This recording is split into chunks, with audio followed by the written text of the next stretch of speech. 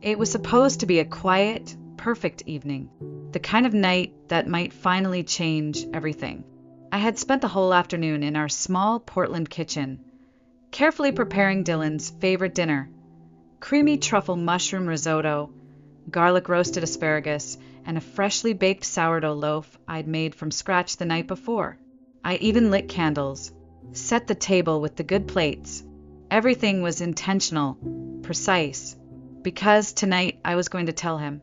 I was pregnant, 6 weeks along, our baby growing quietly inside me. He didn't know yet. No one did.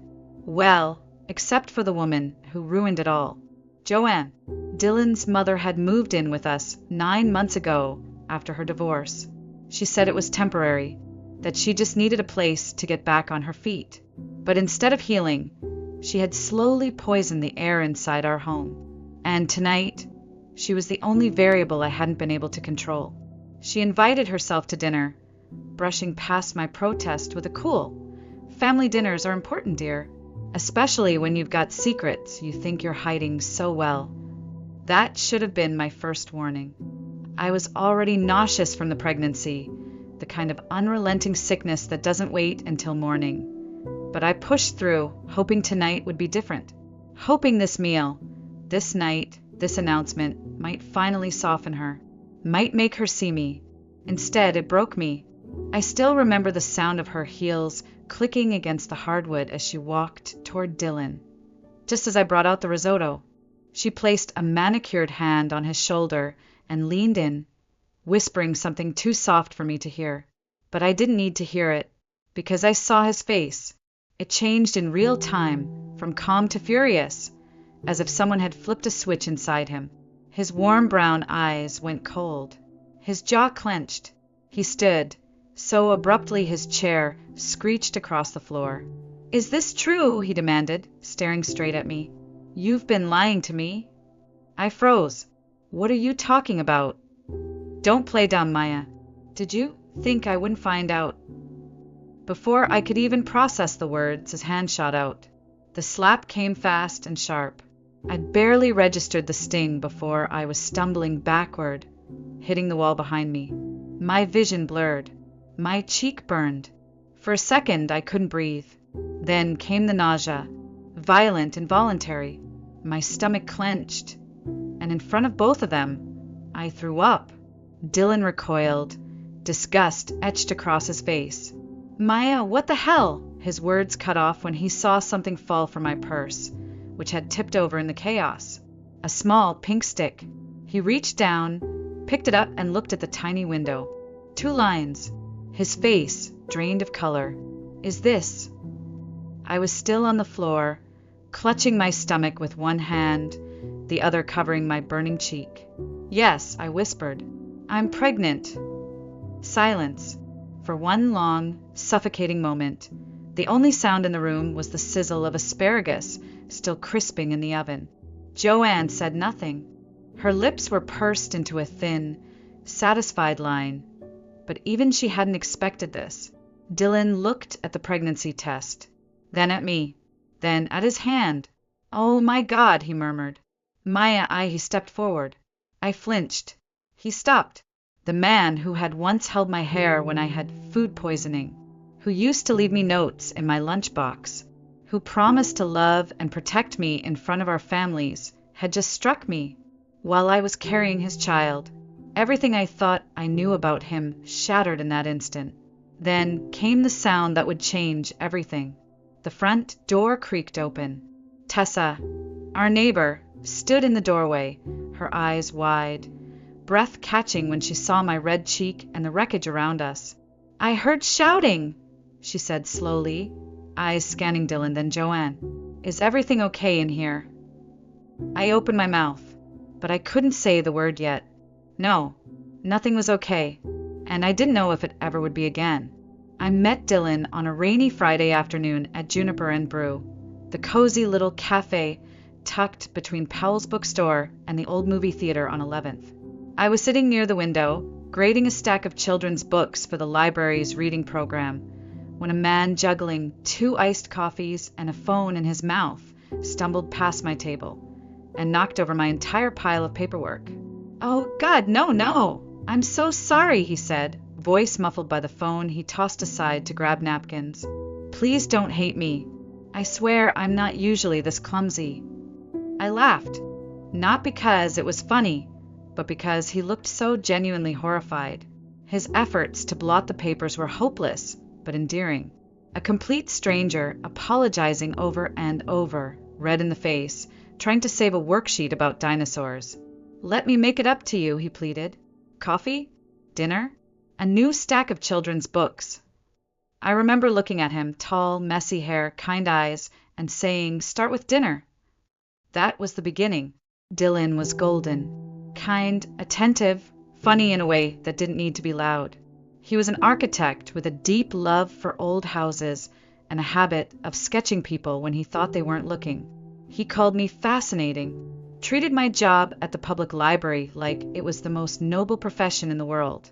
We got married a year later, in the fall, beneath a canopy of turning leaves.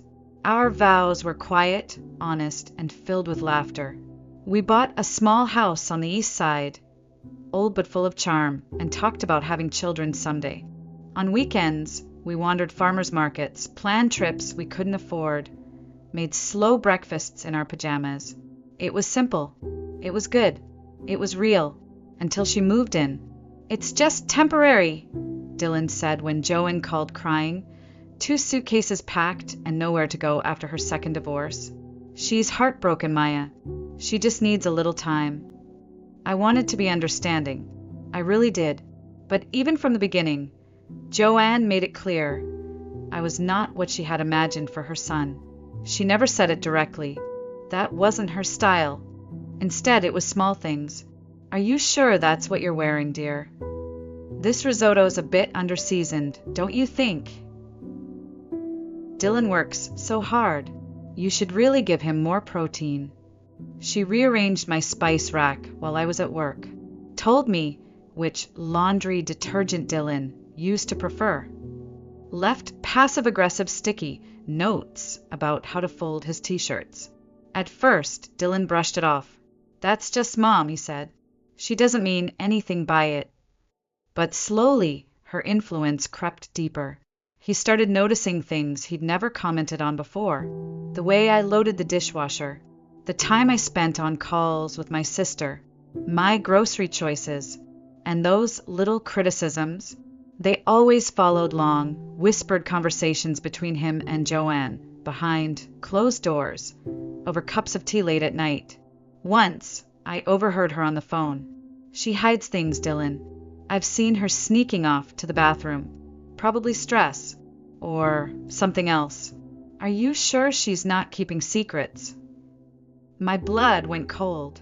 At the time, I brushed it off. I wanted to believe Dylan knew better, that he loved me enough to see through her need for control. But with every passing month, it got harder to tell where her voice ended and his began. Then, 3 weeks ago, I found out I was pregnant. And for a moment, everything else faded. I wanted to believe it would change things, that maybe this would be the moment he'd come back to me, that the man I married still lived somewhere inside him. But Joanne was always one step ahead. Looking back now, I realized Joanne never needed proof. She only needed doubt. And once that seed was planted in Dylan's mind, she watered it every day. I started noticing how quiet he became after speaking with her, how his eyes lingered a little longer when I said I was tired, how he'd glance sideways when I came back from the bathroom. The warmth in our conversations was gone, replaced by pauses, suspicions, and silence. Then came the night I caught Joanne eavesdropping. I had just returned home from work at the library, head pounding from nausea I couldn't explain away anymore. I went straight to the bathroom, as I had so many times lately, and closed the door. When I stepped out, there she was, Joanne, standing by the hallway, eyes narrowed like a hawk. "You've been running to the bathroom at odd hours," she said coolly. "Anything you want to share?" I forced a smile. "Just stress." She raised an eyebrow. "Funny, I had that same stress before I found out I was pregnant with Dylan." I walked past her without replying, but her meaning was crystal clear. From that day forward, her behavior shifted into something sharper, more pointed. She began checking the trash cans. Just organizing, she claimed. She hovered while I cooked, criticized how long I left food on the stove. "Smells like someone's hiding something," she'd mutter, loud enough for Dylan to hear. And he did. He'd enter the room with that same tight jaw, ask if I was feeling okay, ask again and again why I'd been distant if I had something to say. But how could I? I wanted to tell him about the baby. I had this dream in my head, me, him, our favorite meal, candles glowing, and a little onesie in a gift box. That's how I wanted him to find out. Just the two of us, before the world and before his mother got involved. But fear kept stopping me. Not just fear of his reaction, but fear that he wasn't really him anymore, that he had become her. That maybe if she told him the sky was green and I was lying, he'd believe it. So I waited. I kept saltine crackers in my library desk drawer, claiming I was just cutting back on sweets. I blamed my exhaustion on a book drive. I told myself I just needed a few more days, a perfect moment, one quiet night where we could be alone, where maybe I'd feel safe again. That moment never came. Instead, Joanne made sure of it. It was a Wednesday. Rain clung to the windows like it always did in early spring. I was in the kitchen layering the truffle risotto, heart pounding, stomach churning, nerves tangled in 1,000 knots. The onesie, white with tiny forest animals, was hidden in a gift box by the table. I kept glancing at it, imagining Dylan's face when he opened it. But then I heard her voice. She was in the living room, on the phone. I couldn't hear everything, but the words I caught were enough. "She's hiding something, I know it. Probably having an affair, running off every chance she gets. My son deserves better than that." My hands shook as I set the dish in the oven. An affair? Is that what she told him? Is that what she whispered in his ear? It all made sense, his growing coldness, the way he flinched when I touched him, the way his questions turned from curious to accusatory. She was poisoning him against me, not with facts, but with fear, with manipulation dressed as maternal concern. And worse, he believed her. I stared at the oven timer, watching the seconds tick down, feeling the weight of every second I had stayed silent, every second I had tried to keep the peace, every time I swallowed my instincts and played nice. And I knew, deep down, that whatever happened at dinner that night would change everything. I just didn't realize how fast everything would fall apart. The next few hours after that night were a blur, of tears, of pain, of disbelief. Tessa didn't ask questions. She just grabbed my coat, my bag, and gently guided me out the door, shielding me from Dylan's stunned expression and Joanne's sharp voice echoing behind us. "She's overreacting, Dylan. You know how women get when they're hormonal." But the door slammed shut behind me, and suddenly silence. It wasn't peaceful. It was hollow. My ears rang from the slap. My body trembled from adrenaline and morning sickness, and my heart was cracking in places I didn't know existed. Tessa lived just across the street. Her guest room had once been a cheerful space for her niece, with lavender sheets and string lights around the window. That night, I collapsed onto the bed and curled into myself, clutching my stomach, terrified I might have harmed the tiny life inside me. "I called your doctor," Tessa said gently. "They'll see you first thing tomorrow." I nodded, unable to speak. The next morning, she drove me, held my hand in the waiting room, rubbed my back when I broke down, trying to explain what happened. I'll never forget the moment the ultrasound monitor lit up. A small flutter, then the sound, strong, steady, beautiful, the heartbeat of a life not yet born, but already loved. Tears slid silently down my cheeks, not from fear or sadness, from something deeper. The sound wrapped around my broken heart and held it together, just enough. "Do you want me to record it?" the nurse asked gently. I nodded. That night, wrapped in one of Tessa's oversized sweatshirts, sitting on the edge of the guest bed, I stared at my phone for a long time. I had promised myself I wouldn't contact him. Not after what he did. Not after how quickly he believed her. But the sound of that heartbeat, it wasn't mine to carry alone. I opened the audio file, pressed play once, closed my eyes, then attached it in a message. Your child's heartbeat. That was all I wrote. No anger, no guilt, no explanations, just the truth. His reply came within minutes. Please, can we talk? Just us. No, Mom. Please, Maya. I stared at the screen, my thumb hovering. My cheek was still tender, the bruise blooming yellow beneath the surface. But I wasn't doing this for him. I was doing it for the baby. I needed answers. I needed clarity. I needed to look into his eyes and see who was still in there if anyone was left.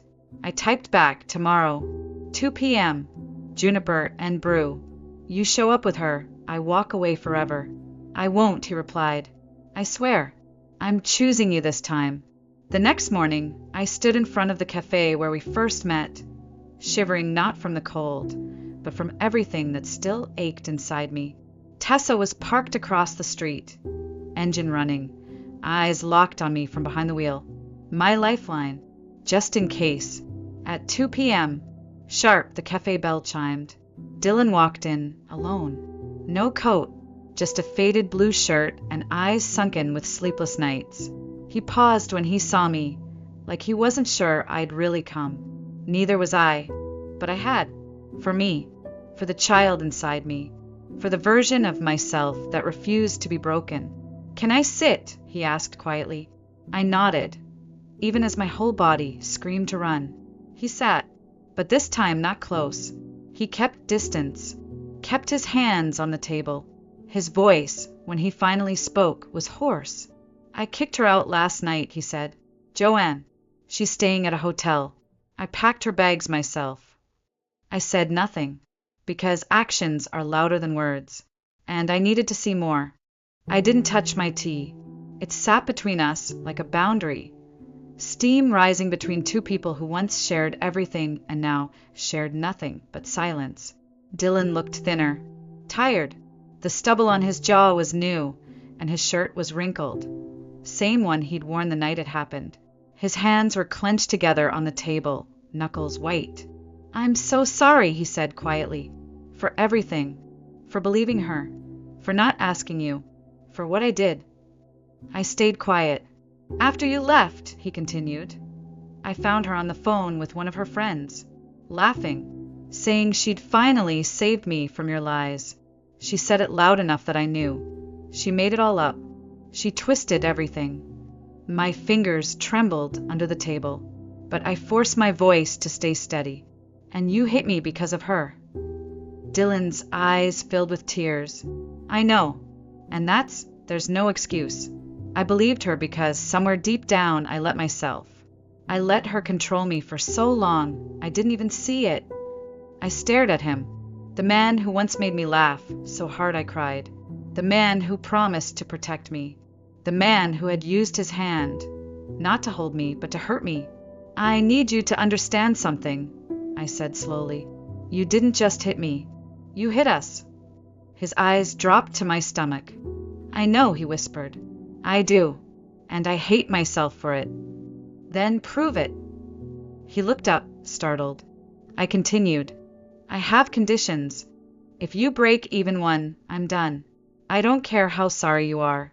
I won't raise our child in fear. He nodded once. Okay. 1. Your mother never sets foot in our house again. Not for holidays. Not for visits. Not at the hospital. Nothing. She gets no information about the baby. No photos. No updates. Done. 2. You go to therapy. Alone. Every week. And we do couples counseling too. You start immediately. I already had my first session yesterday. 3. I said, leaning in, my voice like ice. If you ever raise a hand to me again, even once, I will press charges and file for full custody. No second chances. His shoulders dropped, shame folding his body. I wouldn't blame you, he said, then reached into his pocket and slid something across the table. A business card family law attorney. I already asked her to draft custody papers, he said. If I ever get violent again, you get full custody. No fight, no court. It's in writing. My throat closed up. He was serious. For the first time in weeks, I saw something real in his eyes. Not just guilt, but the will to change. The man I married, buried under layers of control and denial, clawing his way out. Still, I didn't relax. Because words are easy. Change isn't. I'm not coming home, I said quietly. Not yet. He nodded. I understand. And we don't do anything until counseling begins. Already booked, he replied, sliding another card toward me. Dr. Reena Patel, trauma-informed, couples counseling. I don't want promises, Dylan, I said. I want proof. Over time. You don't get to earn me back in a day. His voice cracked. Whatever you need. I took a breath. A long, hard breath. Then here's what I need next, I said. The next doctor's appointment. You can come. His face lit up like I'd handed him the sun. But Tessa comes too, I added. I'm not ready to be alone with you, yet. Of course, he nodded quickly. Anything that makes you feel safe. For the first time since that night, I allowed myself a flicker of something fragile. Not forgiveness, but maybe the beginning of something else. Something stronger. Respect. Boundaries. Accountability. As we stood up to leave, Dylan glanced at me one last time. I should have chosen you from the beginning. No, I said softly. You should have chosen yourself, and unlearned everything she ever taught you. Then I walked out first. And this time he didn't try to follow. It started with a text. Dylan, your mother's outside my library. I was sitting at my desk in the youth wing, organizing new arrivals for the spring reading program, when I saw the silver Lexus SUV parked across the street. Engine running. Joanne in the driver's seat, sunglasses on, unmoving. Watching. My third graders were out back for an author visit, so it was just me inside. My hands trembled as I typed the message. She's been there 20 minutes, just watching the front door. His reply came fast. Don't move. I'm calling the police. 15 minutes later, 2 officers arrived. From behind the library blinds, I watched as they approached her car. Joanne immediately turned on the tears. Trembling hands, cracking voice, the perfect victim. I'm just worried about my son, she said, loud enough that I could hear her through the glass. His wife is unstable. She's keeping me from my grandchild. Then her tone shifted, sharp as a knife. She trapped him with that baby. She's poisoning him against me. Ashley, the library assistant, stood beside me, eyes wide. Want me to film this? She whispered. You mentioned you might need evidence for that restraining order. I nodded. My fingers clenched the windowsill, but my heart had already begun to shift, not with fear, but with clarity. This was who Dylan had grown up with. That night, during our couples session with Dr. Patel, I showed Dylan the footage. He didn't speak for a long time, just stared at the screen, hands pressed to his forehead, eyes glassy. I never saw it before, he whispered. She's exactly like when Dad left. She'd scream, cry, make herself the victim, and I always believed her version. Dr. Patel's voice was calm, steady. Generational patterns of emotional abuse are hard to break, Dylan. But every time you choose Maya over her manipulation, you're breaking the cycle. He turned to me. I want that cycle broken before our daughter is born. And just like that, it became real. Our daughter. The next week, I had another ultrasound. Tessa drove me to the clinic, and Dylan followed behind in his car. A precaution we'd agreed on. Boundaries still mattered. Safety still mattered. Inside, the technician smiled as she slid the gel across my stomach. Would you like to know the gender? She asked.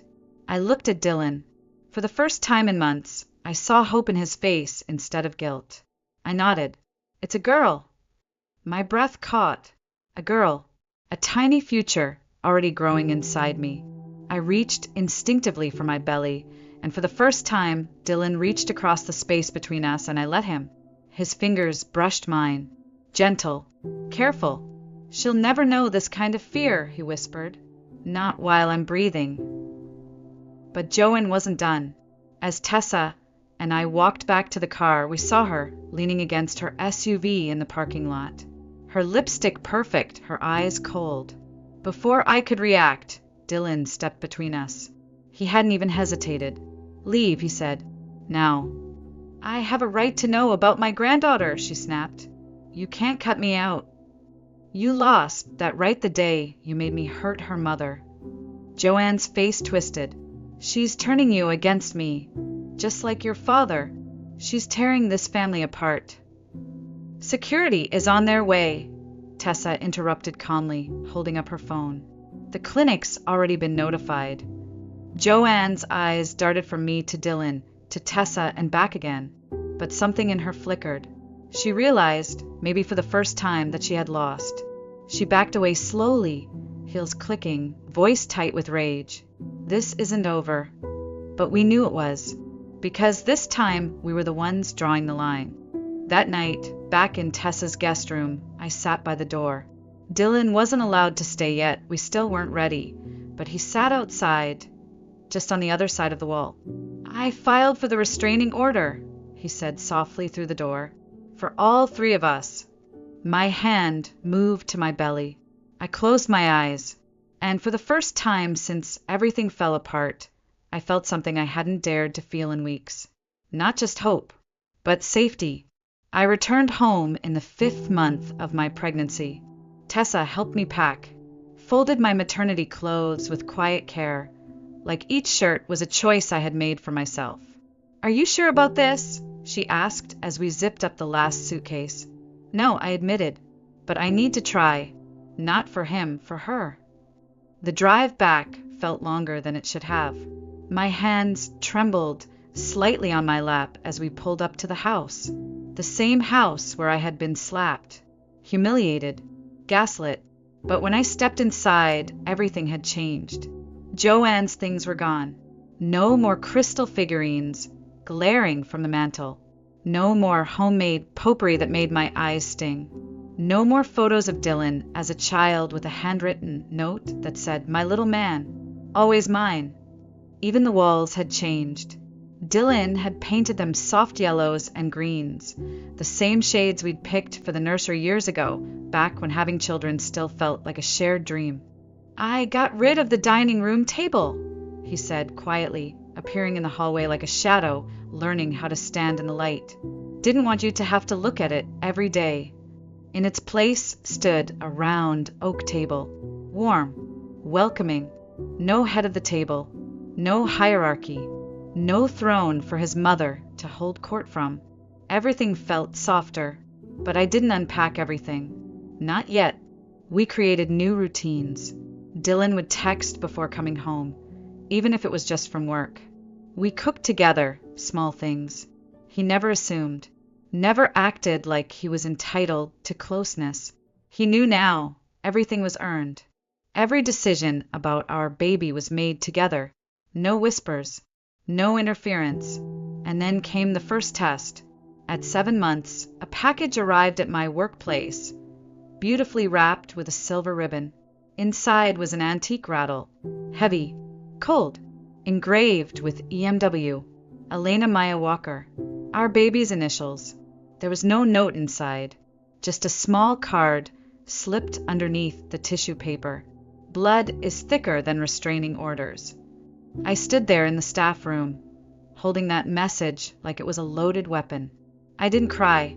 I took a photo, sent it to Dylan, and 20 minutes later, he showed up at the library, the rattle in hand, marching straight to our lawyer's office. She's testing boundaries, he told the attorney. I want that documented.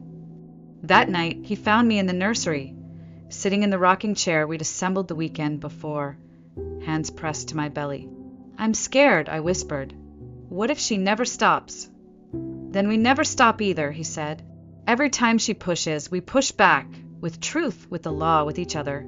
I won't let her near our daughter. We met with Dr. Patel the next morning to build a full safety plan.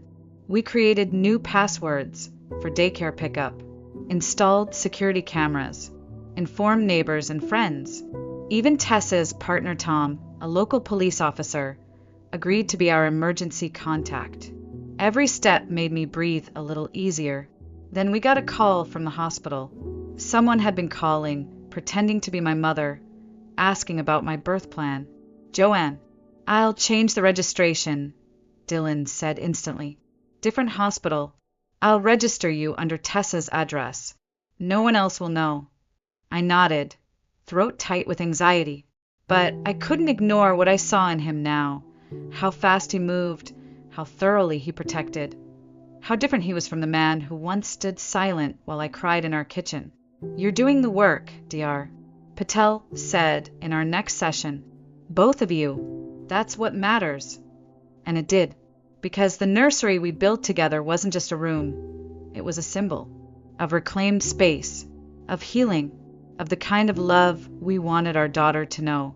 Not the love that controlled, but the love that protected. Labor began at 2:13 a.m.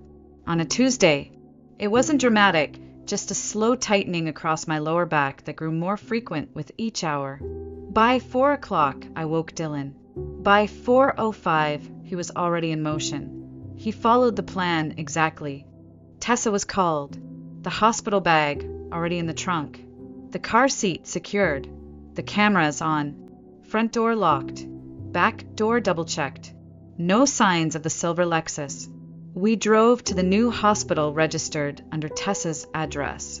Private maternity wing. Security briefed. Our OB already waiting.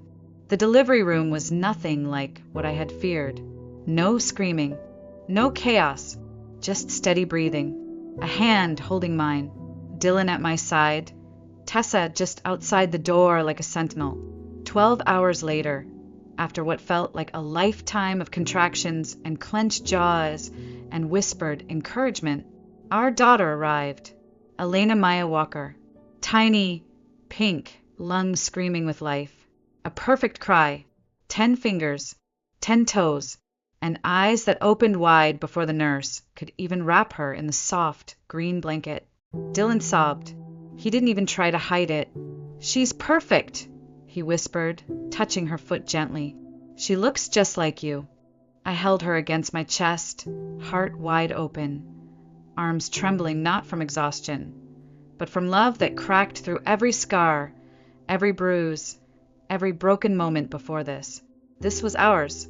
This was what we fought for, until someone tried to take it again. An hour later, a nurse walked in holding a bouquet. White lilies, a simple card.